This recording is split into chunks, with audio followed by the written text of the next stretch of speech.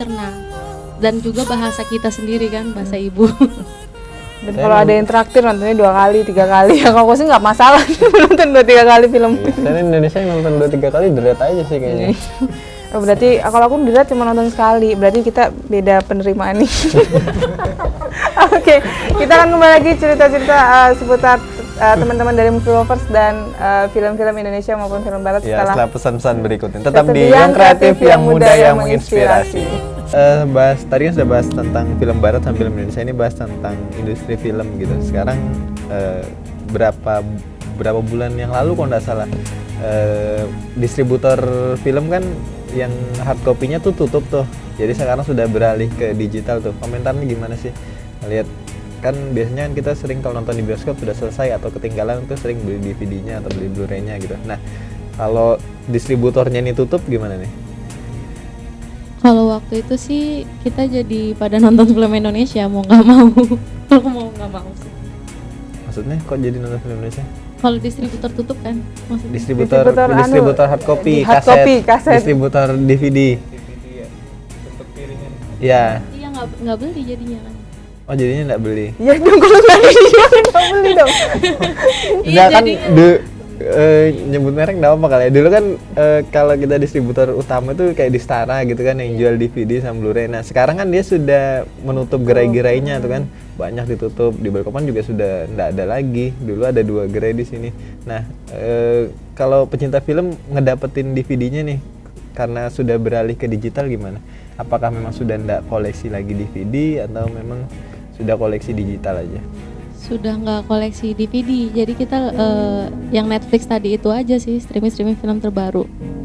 Kalau misalnya DVD udah jarang banget sih. Paling kalau misalnya ada Blu-ray itu biasanya beli online, beli Blu-ray. Gitu. Terasa nggak sih bedanya koleksi digital sama koleksi piringan? Kalau misalnya ini mbaknya ini kan suka buku nih, koleksi buku hard copy sama koleksi digital kan terasa tuh bedanya. Nah kalau film gimana nih? Kalau film kan dulunya memang masih piringan atau laserdisc. Iya. Justru itu jadi ibaratnya kayak kita koleksi mainan lah, action Ya, figure. benar-benar. Nah kalau masih ada koleksi hard copy DVD tadi, itu bisa punya rak sendiri. Iya, bisa dibuat dipamerin. koleksi, dipamerin teman-teman.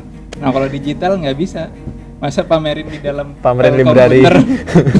Komputernya dibawa kemana-mana gitu. Nggak ngaruh jadinya. Bahkan bersaing sama yang film-film yang lainnya. Ada kesulitan nggak sih kalau misalnya sekarang koleksi digital sama koleksi DVD? Kalau digital otomatis sekarang kan banyak di website dengan mudahnya. Nah, kalau hard copy sekarang agak sulit nyari. Karena tadi itu udah mulai tutup kan. Iya, Agak sulit. Mungkin kalau mau ada pun paling beli second dari orang lain atau di online yang masih ada mungkin. Alasannya apa sih Kak? Misalnya film-film apa sih yang dikoleksi gitu? Apa film yang favorit banget atau film-film yang belum sempat ditonton dikoleksi dulu deh gitu, dinontonnya nanti atau gimana? Biasanya saga. Kalau koleksi gitu biasanya otomatis yang udah ditonton dan yang pasti kita suka, yang bagus. Nggak mungkin yang trilogi yang belum kita tonton kita koleksi, jadi sia-sia. Jadi udah jelek dikoleksi. Kalau masnya lebih suka mana? Lebih suka kedepannya ini kita koleksi DVD aja, koleksi hard copy atau koleksi digital aja sih pengennya? Kalau sekarang lebih enaknya sih koleksi digital, lebih ringkas. Dan kalau koleksi hard copy kita bingung kadang. Kalau pindahan bingung, misalnya pindah rumah mesti ringkes lagi, terus pas mau dipajang lagi bingung ada yang hilang kan. Kalau Shopee kan kita masih bisa download lagi gitu. Mau diputar tahu-tahu nggak bisa udah kasetnya. Kalau mbaknya koleksi digital sama koleksi hard copy lebih pilih mana? Kalau saya sih lebih ke digital. Kenapa? Soalnya ya itu tadi sih bener katanya Asrur, kalau misalnya pindahan terus juga berat kan, bawa ada case-nya kemana-mana gitu. Walaupun bisa dipamerin terus kamar juga sempit. Kalau misalnya buat majang itu kan kita butuh space di rumah gitu. Kalau misalnya kalau untuk koleksi digital sekarang banyak situs-situs yang bisa masukin list film apa yang kita punya, terus dia dengan cantiknya ngebikin kayak rak-rak. Thumbnail. Iya, thumbnail apa? Thumbnail ya, Kayak benar kayak thumbnail. di Instagram gitu. Iya ya, itu udah banyak situs-situs yang untuk kayak collection, movie collection gitu. Jadi kalau misalnya mau nge-share ke teman koleksi film apa aja yang kita punya, kita bisa tinggal ngasih link account gitu kan, dia tinggal ngeliat di. Kita kembali ngobrol tadi tentang seputar film Indonesia nih. Kira-kira Indonesia itu butuh film Indonesia terutama ya, butuh yang seperti apa sih supaya bisa berkembang juga seperti film Barat? Butuh sutradara yang Bagus. yang Apa sih yang bagus, kurang? atau filmnya yang kurang gitu, atau memang aktris atau aktornya yang masih kurang enak ditonton? Kalau saya lihat film Indonesia sekarang ini masih fokus ke drama ya. Mungkin masih butuh belajar banyak visual effect. Terus gimana cara ngedubbing suara supaya nggak kelihatan banget dubbingannya gitu. Terus sama mungkin kursus acting ya, karena masih standar banget acting. Tarafnya kalau untuk Indonesia bagus, tapi begitu kita bandingin yang Jauh. standar luar jauh banget.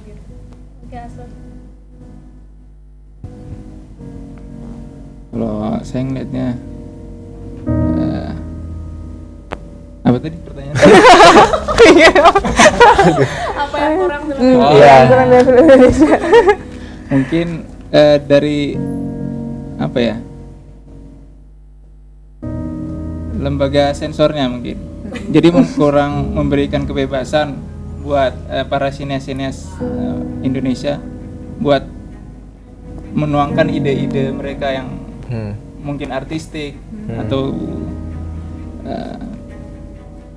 yang kreatif gitu. Jadi kadang terbatas di sensor. lembaga sensor tadi.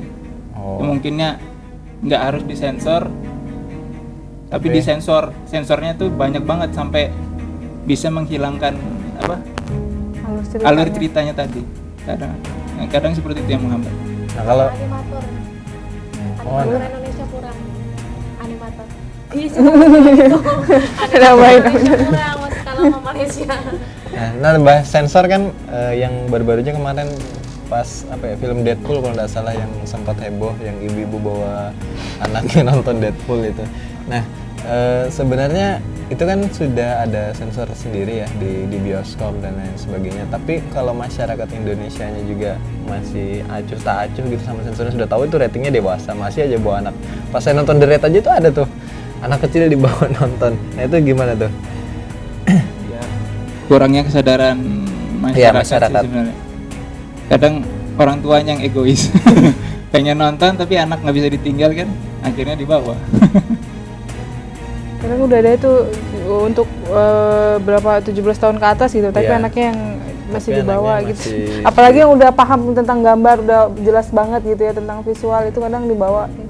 Padahal dia nggak nonton juga, itu cuman rewel doang di dalam. Malah bikin berisik di bioskop. Benar. Mengganggu banget. Kalau saran saya sih mungkin pemerintah lebih tegas ya. Jadi studio-studio teater yang ada di Indonesia ini lebih diperketat gitu. Jadi kalau misalnya benar untuk rating dewasa yang beli tiket Iya benar ya. pas pintu masuk kan kita bisa nggak boleh gitu. Dari situ Jadi mungkin bisa dikasih sanksi bagi sinema-sinema yang ngebiarin orang masuk nggak sesuai rating film. Kalau menurut saya sih gitu. Ya, jadi sensornya bisa agak dilonggarkan dikit lah ya. Jadi misalnya filmnya dewasa, ya sensornya longgar dikit lah. Benar kan? Jadi Nanti nanti FPI. ya, karena yang nontonnya udah dewasa. kalau terus haram. Ada fatwanya. mau nanya apa lagi udah lupa tadi kan.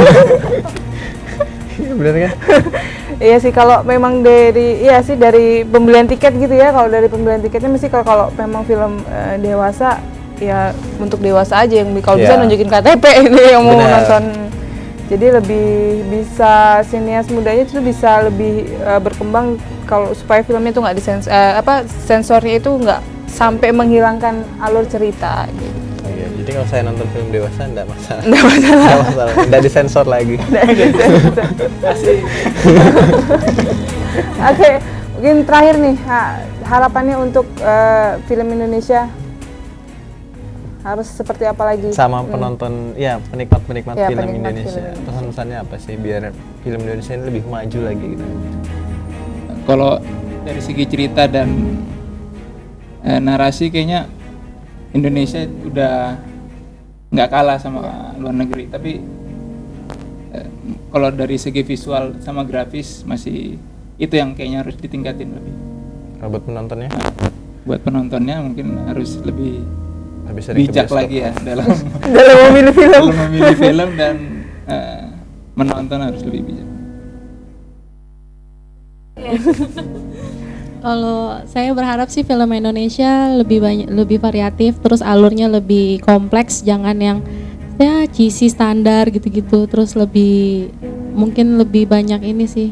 Ya seperti Asrul bilang, desain visual desainnya, efek sinematografinya lebih ditingkatin. Terus kalau untuk penonton-penonton di Indonesia mungkin karena kita ngedukung film Indonesia ya, mungkin ngeluarin lah sedikit uangnya nonton film Indonesia di bioskop. Tepuk tangan dulu.